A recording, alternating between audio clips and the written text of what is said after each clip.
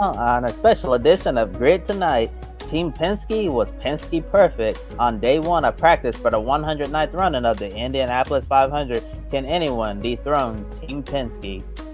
Hello to all of our viewers watching here in the United States and around the world. Welcome to Grid Tonight, your weekly motorsports news program on a Tuesday night. I'm Kobe Lambert, and with me is Joshua Birch from JB Motorsports. Make sure to head over to his YouTube channel for his watch-along coverage throughout the month of May. Link in the video description below, and we encourage everyone to interact with us in the chat. Support us through Super Chat and visit gridnetworktv.com for our latest content. Now I'll hand over to Josh for tonight's recap of the opening day of practice for the 109th Indy 500.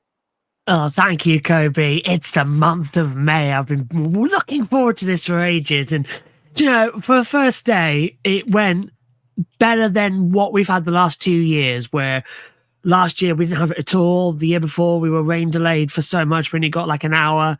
Today we got, a total of 2 hours and 41 minutes out there on the circuit, which was fantastic. And then, of course, it ended with a lightning strike. But that's better than what we've had. And even though we've got reduced practice time, with only 6 hours a day now instead of the usual 8, we're still getting information that which teams are fast, which need to be improved already, and who's looking good in no toes, and who's running well in slipstream battles. It's just that data we all love. People just say, "Oh, it's just driving around in a circle. What's so special about it?" If for a motorsport fan, you can see the data, you can see the speed. It's fantastic. So let's get right into it for the month of May. So Team Penske topped the charts at the end of day one here, with Will Power being the fastest at 227.026 miles per hour. The two-time defending Indy 500 champion Joseph Newgarden was second fastest at 226.971 miles per hour, while Scott McLaughlin was fifth at 225.005 miles per hour. Sandwiched between the three Penske drivers were the two drivers from Chip Ganassi Racing of Alex Palou and Scott Dixon. They were third and fourth fastest respectively. Power, Newgarden and McLaughlin picked up where they left off a year ago and looked strong running in traffic. The photo here taken by James Black from Penske Entertainment. So Kobe, straight away, does it look like Team Penske will be a tough team to beat again this year?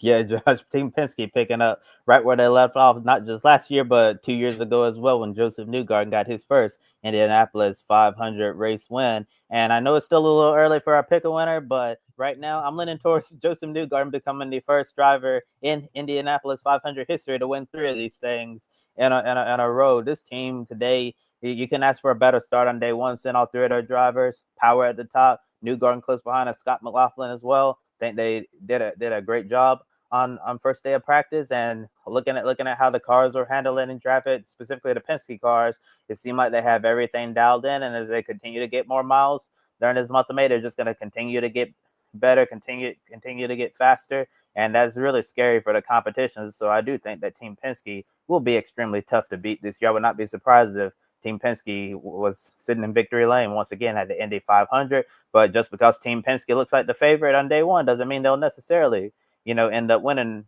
the race, because as you mentioned, the 2 drivers that were sandwiched in between, 2 of Chip Ganassi's star drivers, never count out Scott Dixon. I feel like before he hangs up the helmet, he's due at least one more Indianapolis 500 victory. I know a couple of years ago, he almost got it, but I believe it was a pit road speeding penalty that ended up derailing his day. I had a feeling if it wasn't for that penalty, Scott Dixon might have another Indy 500 win on his resume. And Alex Palou, of course, who's been dominating the IndyCar series this year, I would not be surprised if he goes out and wins his very first oval race, and it been the granddaddy of them all, the Indianapolis 500.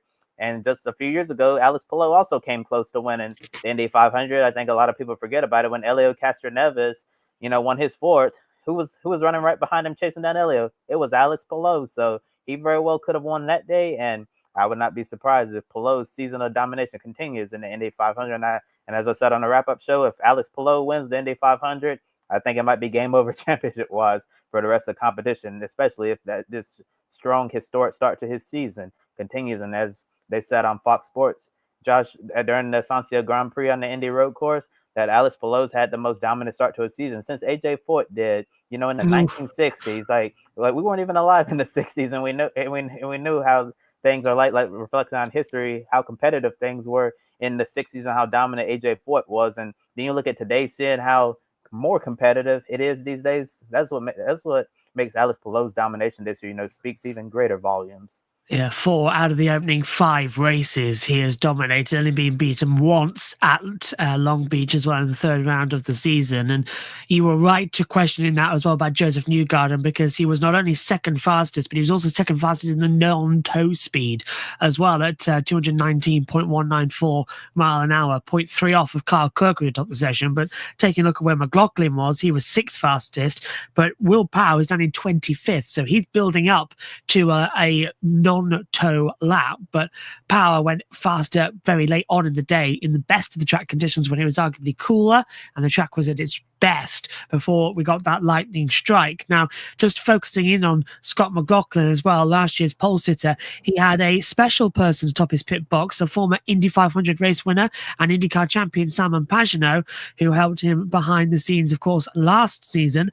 This year, Pagino is on site at the Speedway and seems happy to be back at the track in a more visible role. While he was interviewed by Fox Sports, he admitted that he would much rather be behind the wheel of an IndyCar, but he's happy to help a driver who has similar values he had as a driver as well. And it brought a tear to my eye as somewhere on my desk here, I think it's here, I have information from the Sononso Grand Prix where you've got all the previous winners I've written down at the bottom, and sadly in green is Simon Pagino, no longer competing, having won that race twice. And of course he went back to back, winning both the road course race and then winning the 500 a couple of weeks later. But it's a shame he's not here. We all understand why, but how nice is it to see that he's back with Team Pinsky? He's being more hands-on now, and he's coaching Scott McLaughlin, who arguably has come in and sort of emulated Pagino on track. You look at some of the moves he does, and it's so similar to what Simon used to do. I guess it shows he's listening to his coach, right? Making the exact same moves that Simon Pagino did when he was running in the IndyCar series. And yeah, it was really nice to see him back at the racetrack. Simon Pagino's, been a favorite of the fans. People really love the guy, fans and industry members alike. And to see him come home to Team Pinsky, it's like the cherry on top. And Scott McLaughlin, last year he gave a lot of credit to his improved form, not just on the ovals, but at the Indianapolis Motor Speedway. He gave that credit to Simon Pagino for truly helping him out, coaching him. And Scott McLaughlin, it shows a lot about him as a driver to actually be the one to reach out to Simon and ask for his help. It shows you how committed he is to improving as an IndyCar driver. And I think Scott McLaughlin is already a pretty good IndyCar driver. And we just talked about this on the wrap-up show recently, how Scott McLaughlin, after he got his first win on an IndyCar oval last year, he said that he feels like he's a legitimate IndyCar driver now because he's won on an oval. And I have a feeling, some of those skills that he's picked up by the coaching of Simon Pagino has probably helped him out a lot. And I think that this is definitely a strong partnership, and looking forward to seeing McLaughlin continue to grow on the ovals and IMS even more. Winning the pole last year, leading the first handful of laps, was definitely a good start for Scott McLaughlin, before kind of fading out of contention, later on in the race. And Scott McLaughlin, he certainly wants to do different this year. He doesn't just want to sit on the pole again and lead the first few laps. He wants to be leading when it matters the most towards the end, coming to take the checkered flag on the last lap. And I can't think of no better coach out there than having a Simon Pagino atop the pit box. And yeah, definitely an emotional moment there, Josh, seeing him, especially. I felt the emotions when he was talking about how we would rather, be out there on the racetrack. I know he hasn't, Simon's been private, about what's been happening lately with the concussion he suffered at Mid Ohio, and understandably and respectfully so. Yeah, I've always been hopeful that, we could see him, get back in a car at some point in the future and end his career on his own terms. But at the end of the day, your health is the most important thing first and foremost. But even if Simon is not able to return to race, whether it's IndyCar and sports cars in the future, I'm glad that he was able to come home to Team Pinsky and work with a driver like Scott McLaughlin, who is, as he said, has similar values that I did behind the wheel. It reminds me so much of what happened to Dario Frankiti as well. The fact that when he had that crash in Houston, he came back and he wasn't allowed to race at high speeds anymore. He still does some of the Goodwood meetings as well, but Dario now suffers a lot with he can't recognize faces correctly as well, and he has a few issues every now and then, and the eye problems. And it's a reminder, isn't it? Every time you see accidents like that really do take your breath away, and you go, wow, they walked away from that, and physically they look completely fine, but it's the unseen injuries and the mental battles and the damage that is done there as well. That is the thing that doesn't get highlighted enough in motorsport. And I think for Pagino, it was a storyline cut so short because he was just off of the amazing runs he's done at Indy 500. He was the go-to guy at that track. No matter what car he was in, he was always performing. And now that crash at Mid-Ohio, I can still see him in my mind's eye of it just barrel rolling non-stop. We all wanted him to come back, and sadly he can't. And hopefully this new role, as you say, will give him a bit more purpose and gives him an itch to scratch being in a motorsport paddock again. And I think as well, Scott McLaughlin, as I was listening earlier on, his interview with Doug Bowles as well, we played during the rain delay, and I heard the same thing you mentioned about how he feels like he's now a proper IndyCar driver and winner because he's won on an oval, and it is sort of the thing that you've got to check off. And all three of the Penskes have now won on ovals and do well there. Powers won on ovals. Newgarden, arguably at the moment, is the king of ovals. He doesn't seem to stop winning every time we go to them.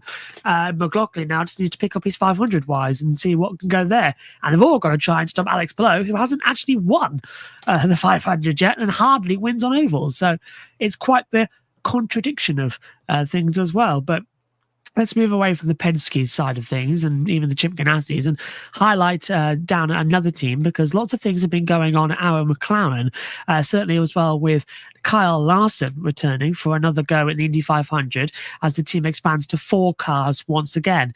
Now, the oval specialist of JR Hillbrand has also joined the team for the month of May as an advisor for the drivers. We saw him actually during the last few moments of the green flag running of the test. We went on the McLaren pit board, and Fox very kindly showed what happened back in 2011 again, and he casually looked away from the monitor from that last corner accident here as well. But the rain and change of schedule have actually pushed as well team principal Tony Kanaan's refresher test to tomorrow. He woke up this morning and he was very grumpy as well, and his wife said, oh yeah, the race driver's back then as well.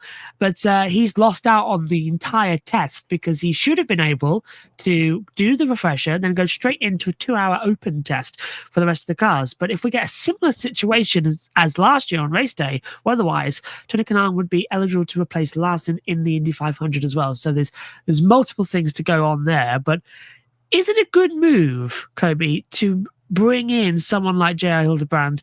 And how strange is it for a team principal now to potentially be in line to race in an emergency? As I start with J.R. Hildebrand, I just want to say this right off. I think it's great to have him on board as someone who can coach the drivers on ovals and all that, especially for the month of May. But do not take his advice of how to win this race on the final lap. Just do not do that. That probably would not end well at all. But on a serious note, you know, despite what happened on the last lap of the Indy 500 way back when I was a little kid. J.R. Hildebrand has a strong record of being a strong oval racer, and I think that having him as a resource on the top of the pit box for all 4 Aero McLaren drivers at Indy is going to be huge for them, because he knows how to get around the Indianapolis Motor Speedway. He unfortunately just didn't win it that one time, but I think having someone like that is really good for the team. And yeah, kind of odd to be talking about a team principal who could potentially be racing in the Indianapolis 500, because I can't really think of many team principals who are also out there racing as well especially for the team that they are a part of. Yeah, so real strange situation there, and we're gonna hope that Tony Kanaan won't be needed, because there'll be an unfortunate storyline for Kyle Larson's double to go out the window just like that. As it did last year. With the rain where he stayed at Indy and then didn't get to run a single lap in the Coca-Cola 600. So hopefully when Memorial Day Sunday comes around, the weather will be fine, so Tony Kanaan won't be needed. But Yeah, unfortunate situation today with the rain and all of that, but good thing they have him scheduled to go out tomorrow, so Tony can do his refresher and then pull him off track, and then we can get to running with all of the drivers who are actually scheduled to be in the race. But yeah, good that IndyCar changed the replacement driver rules here to give Tony Kanaan a chance to do his refreshers in case he's needed on race day. But as I said, we're gonna hope that he won't be needed. Yeah. Kind of hope not, because otherwise we're going to have a majority time trying to get the organized run for the Coca-Cola 600. Because last year they actually did delay the start time for the Cup race, but then it all went a bit wrong because IndyCar had that 5-hour red flag period with the rain and couldn't even start the procedure. And they did try and hurry things up, but it didn't really work out last year. Talking of team principals who race cars, I think there's only one that comes to mind, and that's Ed Carpenter for ECR Racing as well, as it's rebranded to this year. His first official session back in the car, and Ed went 15th fastest as well, 222.660 miles an hour as well. So he's adjusting very nicely into that situation and trying to look where he's gone in the no-toe speed. He was actually 14th fastest at 217.724 mile an hour as well. So a nice run there. He completed 33 laps before the session was curtailed at the end. Now, from one old-time driver to another, as Helio Cashinevas, his drive for 5 is still very much alive, and his month of May is off to a very good start with Meyershank Racing after finishing 6th fastest at the end of day 1. Cashinevas is now 50 years old and could become the oldest driver to ever win the Indy 500. There's currently a two-way tie for the oldest driver to win the greatest spectacle in racing. That is the two brothers, Al Unser Sr. and Bobby Unser, both won this race at 47 years old. And I think when that graphic came up earlier on the Fox broadcast of how old Helio is, I thought, you are joking me. We made that joke a couple of years ago, how old he was when he won the race for the 4th time. But does Cashinevas' longevity not get talked about enough? He's always here, time and time again.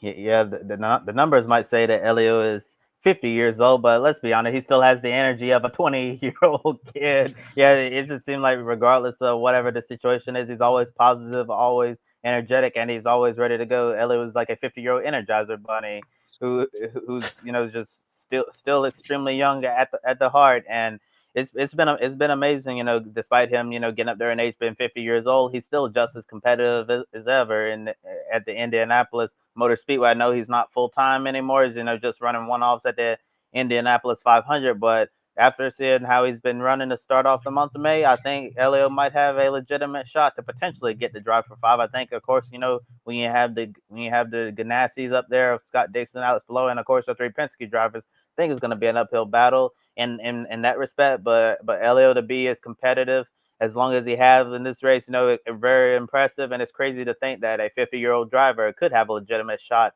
of winning this thing. And I think that Helio could potentially set history, not just, becoming the first driver in history to win 5 Indianapolis 500, but could potentially become the oldest winner of the race as well. It's just been amazing to watch how he's taken to this race, since the early 2000s. Now we're already in the mid 2020s, so he's been around at this track for a very long time, and I think it would be really awesome for him if he ended up getting that 5th Indy 500, and for Meyershank Racing. And as you mentioned, Josh, Helio is also part of the ownership group at Meyershank Racing, so he has so there's certainly a lot at stake for him in this. And also the one thing that I believe gives Helio even more competitive edge is that Meyershank Racing has that alliance with Chip Ganassi Racing, and I arguably I think before this alliance, they had the alliance with Andretti, and Andretti's been pretty decent at the Speedway as well, but I think Chip Ganassi Racing is another level up. So I think if you give Helio the Ganassi data, the equipment from Ganassi, some of their engineers as well, that's going to really make him a contender in this race. The one good thing is, I don't know if you picked up on it during the broadcast, is the fact is that Townsend Bell asked him, do you get to see Alex Palou's data, and does Alex Palou get to see your data? Answer to that question is yes.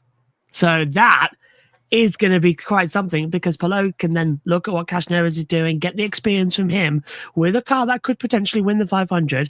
And Helio Castaneras can also then see, as you said, with that technical partnership, what the fastest car currently in IndyCar is up to.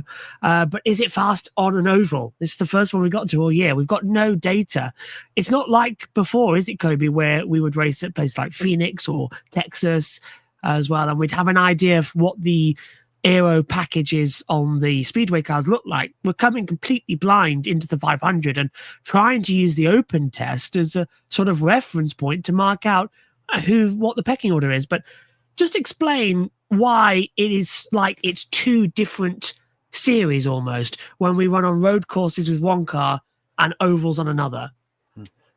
Oh yeah, definitely, Josh. It's because of the different configurations. Because with the oval cars, specifically the speedway car for the Indianapolis 500, these cars are special made, because, and I think we're going to talk about it in a little bit with the special sauce. I've heard some of the teams use that term, where with the road course and the street course car, you build it a certain way, for the tight twists and turns of those circuits, and then you have to get the car trimmed out to go fast down the front stretch and the back stretch at Indy, and then been able to carry that speed, and not having much lift through the four turns. Yeah, you need to be able to build a car, where with less drag, but also being able to keep it full throttle. And I'm not an engineer, so I don't know all the technical bits and all of this with the speedway car, but they definitely build it in a different way to try to extract as much speed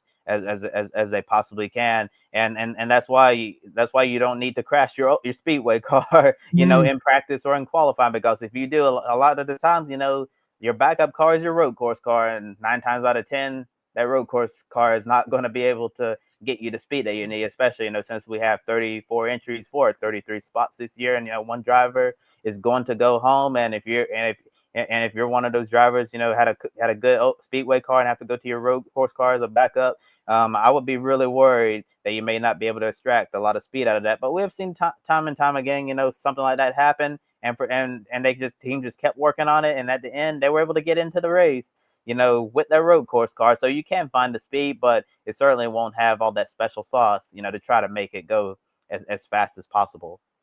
Yeah, the most dangerous we ever saw was Colton Herta a couple of years ago, wasn't it? It was after qualifying. He was in the 500, and then on the practice session on the Monday, out he goes and smashes it into the wall. And I think I think he flipped over too, didn't he? He did, yeah.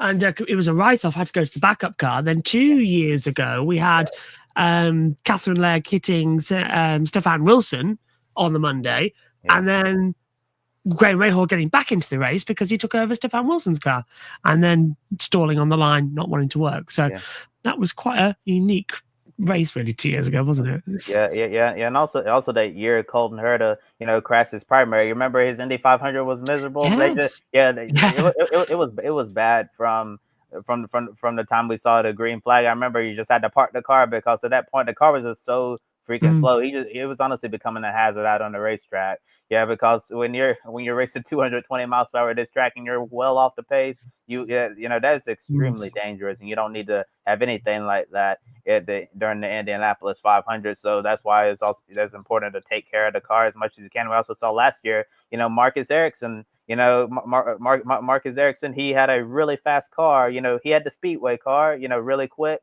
Ended up crashing. I believe it was in practice. And then I think it was practice. Not sure if it was qualifying, but either it was either. I think it was practice. So anyone can correct me if I'm wrong. And then I think it was practice. I remember he crashed it hard. He had good speed before that, and then you remember came out with the backup, and he was in the last row shootout. Trying fighting for his life to make the Indianapolis 500, and it shows whether you're with a small team who absolutely does not need to have anything like that happen at all, or you're with a bigger team like Andretti Global, you don't need any setbacks like that, because the more times than not, your backup car is not going to be as quick as your primary. Well, speaking of cars that aren't really ready yet, and backup cars and road cars. The last team we're going to get to on the show here this evening was Prema. Now, despite day one of practice being delayed for over 2 hours because IndyCar had to dry the track due to rain, as well, Fox Sports pit reporter Kevin Lee said that Prema Speedway cars weren't ready yet because they were still putting the finishing touches on the cars of Callum Ilott and Robert Schwartzman in the garage. Now, we've learned that they've used their road course cars at the oval test a few weeks ago, and now they finally do have some proper speedway cars, as Kobe mentioned earlier, with the special sauce to unlock speed at the 2.5-mile oval. Now, Ilott said that this is the first time the team has built a speedway car and brought up the time when he had less than 10 laps of practice in a backup car and still made the 500. So they did get some running in at the end. They were towards the bottom of the timesheets, unfortunately. But how concerning is it that Prema wasn't ready for day one of practice nearly at all? Extremely concerning, Josh. And if it wasn't for the rain, and if we were able to start on time, at noon Eastern, I believe, if we were able to start on time, Prima would have missed, over a couple of hours of practice. They wouldn't have been ready to go then, and then for us to, have a lot of the day lost, and then they're still not ready to go. I don't think that's very promising at all for the Prima cars. And I hate to say it, but if I was a betting man, I'd say both of these drivers, Callum Ilott, Robert Schwartzman, they're going to be in the last row shootout on Sunday evening. And if I wanted to take it a step further, I would bet on one of them to get bumped from the field. I really hate this. I really hate to say that, but that's where it looks like this thing is heading. But might just be a knee-jerk reaction there because it's only day one. I know day one didn't really go as well for Prima as they probably hoped, but they can potentially put this behind them in the little bit of data they were able to collect today. Not really much. Maybe tomorrow will run a lot smoother for them, and they can start to a lot more speed in this car and get Ilott and Schwartzman a lot more competitive. And before judging this situation, I like to know, like, when did Prima receive the chassis, to build this speedway car. If it was like more recently, I would be extremely understanding of the situation. But if they've had this for quite some time and the car still wasn't ready to go, on day one of Indianapolis 500 practice, the one word I would have to describe the situation is inexcusable, because we already know Prima is on the back foot, been a new team in IndyCar. And as I said in the past, I have a lot of respect for what Prima has done, in junior Formula race. I know in Europe, Formula 3, Formula 2, some other of the junior categories over there, they have a really good track record of success, winning races and championships. But the NTT IndyCar Series is a completely different animal. Carlin Racing found that out. McLaren found that out when they tried to branch out on their own. And how did that go for Carlin Racing and McLaren that year? When Alonso missed the 500, the Carlin cars and McLaren, who were affiliated with Carlin, they all missed the race that year. That just goes to show you how hard this race is. It doesn't matter whether you're the mighty McLaren or you're a Carlin team, who took a similar route into IndyCar as Prima did. They were humbled very quickly, and I think so far at the start of this IndyCar season, Prima's been humbled a bit. I wonder what their expectations were coming into this. I'm sure they didn't expect to compete right away. I know it's been a very frustrating season, and even Will Buxton, who participated in the Prima launch, is very positive, about Prima in the preseason, and he was really giving them a lot of praise for how they're building up the IndyCar program. And even today, Will Buxton, kept it straight, criticizing Prima, and he says that this is basically what we've seen from them so far in this IndyCar season. They spend more time, behind the wall getting the cars ready than on track getting practice and all of that. Remember at the Thermo Club, Robert Schwartzman had a fire that completely destroyed his chassis, and then he had to have get behind the wheel of a new chassis. They had to rebuild the car overnight so he would be able to race the very next day. There's been a lot of issues going on at Prima, which is to be expected, with the new team and all of that. But for them to come out here today and not be ready to go on day one of practice, I think it's just inexcusable on their part. But I'd be willing to change my opinion if we found out they just got their Speedway chassis recently. But even if it was, let's say, within the last 3 or 4 weeks, or even a month ago, 2 months ago, that would make the situation much worse. And as you mentioned, they're at the bottom of the speed chart. Looking at them right now, Schwartzman was 33rd, Ilott 34th, and they were in the 217 mile per hour range. And then the next two drivers ahead of them, VK and Sato, they were in 219, and everyone 30th and above were in the 220. So the Prima cars still have to unlock some speed. But yeah, I was really shocked to see how unprepared they were for today. So and for their sake, I hope the rest of the month goes well. But as things stand right now, I would not be surprised if they're in the last row shootout, and I'm concerned that Eilat or Schwartzman are going to get bumped. I'd say Schwartzman. Eilat's got experience around here. Schwartzman doesn't. And we know how, as you said with Alonso, how much it would not be surprising for rookies and even more experienced drivers to get kicked out as well. It was nearly 8 years ago since Fernando Alonso first got in a 500 car. That is ridiculous. It's gods like that. I can remember it now still as time flies by.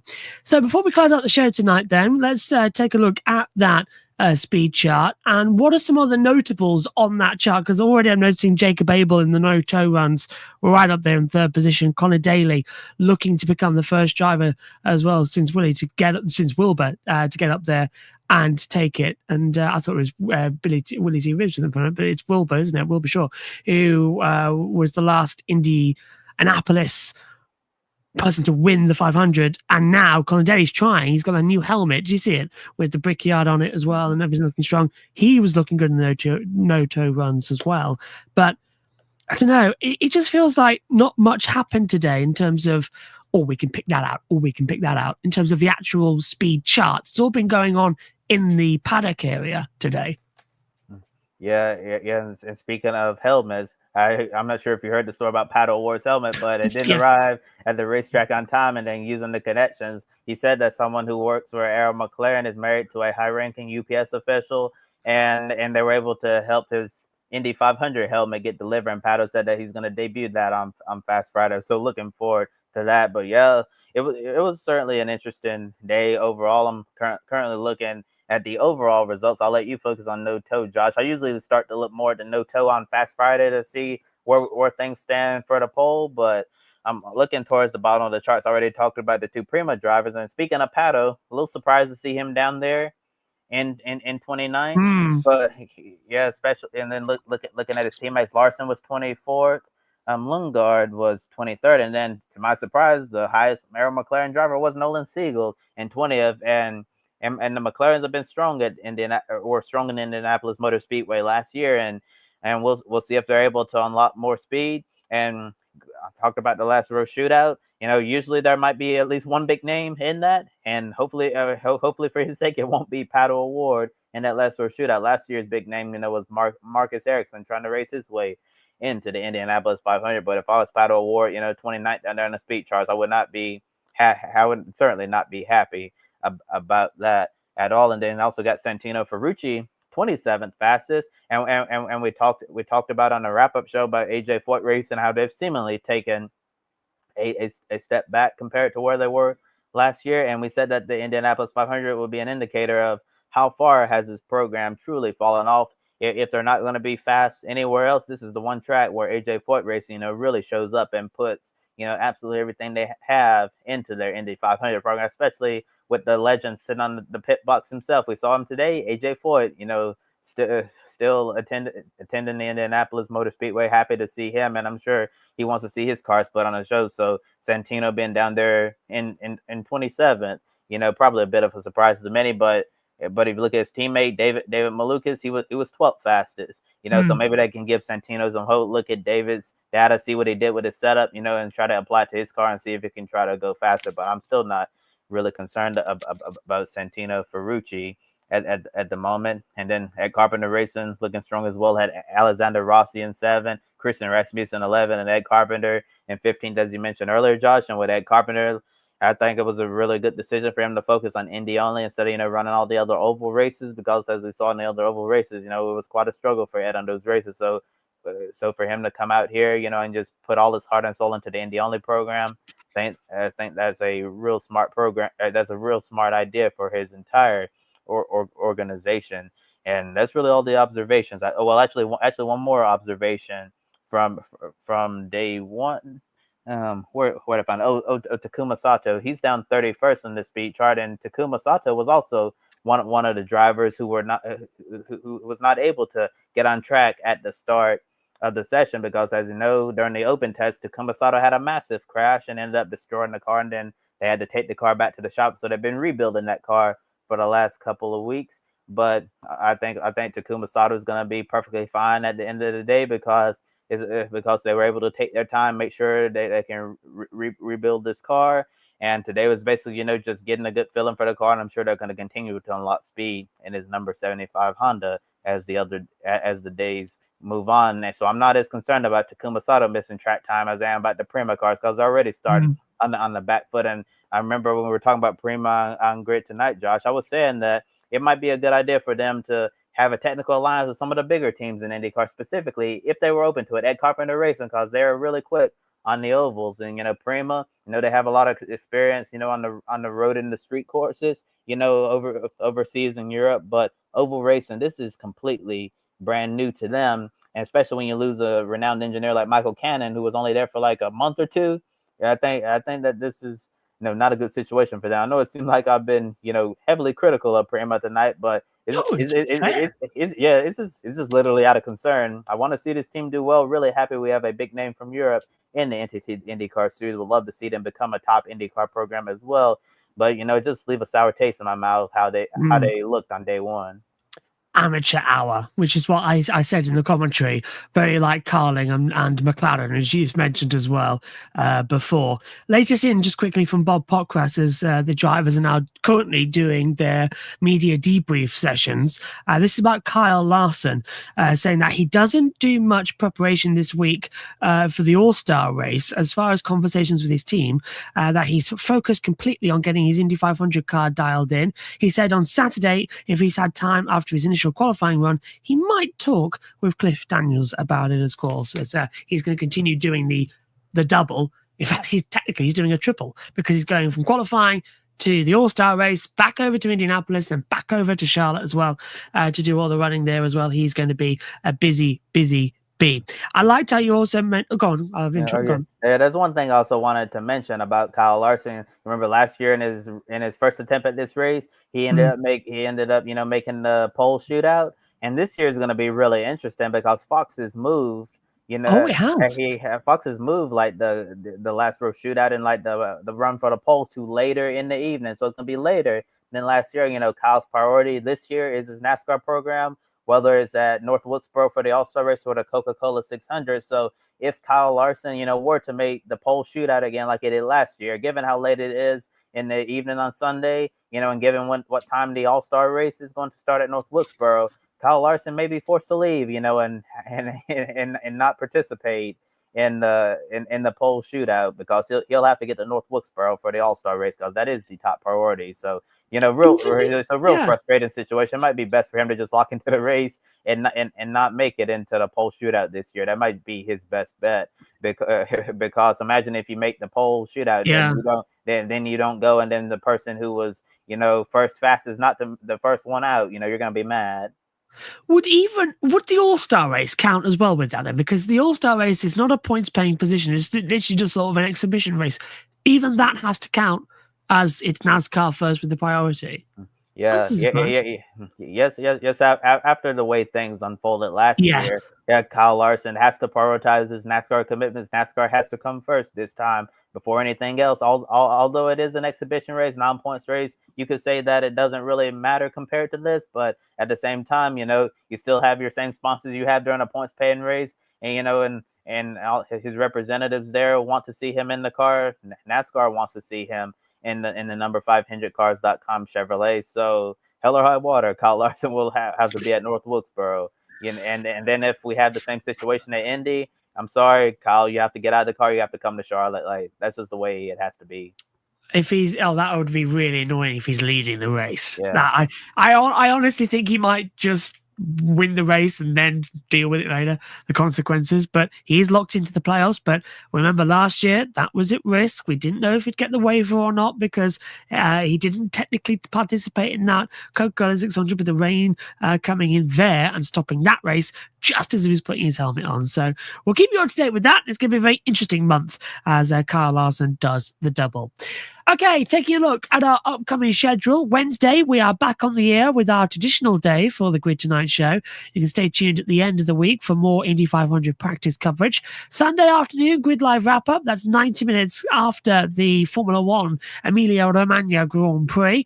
And later in the day on Sunday, Grid Live pre-race, previewing the NASCAR Cup Series All-Star race at North Wilkesboro. Monday, Grid Encore. That's going to be at 7 p.m. Eastern, recapping the truck race and the All-Star race at North Wilkesboro, Arca East at Flat Rock, plus F2 and F3 at Imola, plus that day's coverage of the practice session for the 500 as well. Please do continue to subscribe to our YouTube channel. Thank you very much for helping us reach 1,600 subscribers.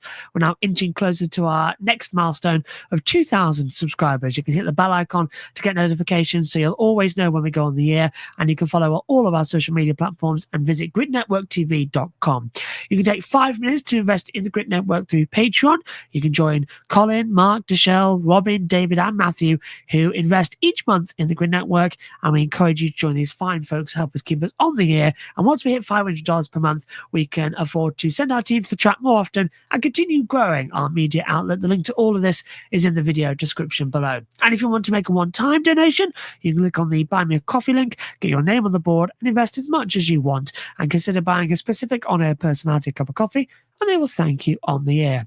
For Kobe Lambeth, I'm Joshua Birch from JB Motorsports. Thanks for watching. We'll see you tomorrow for our regular episode of Grid Tonight. And as Adam says there as well, I think it was a happy birthday coming up as well. So we'll see you later. Take care. Bye-bye.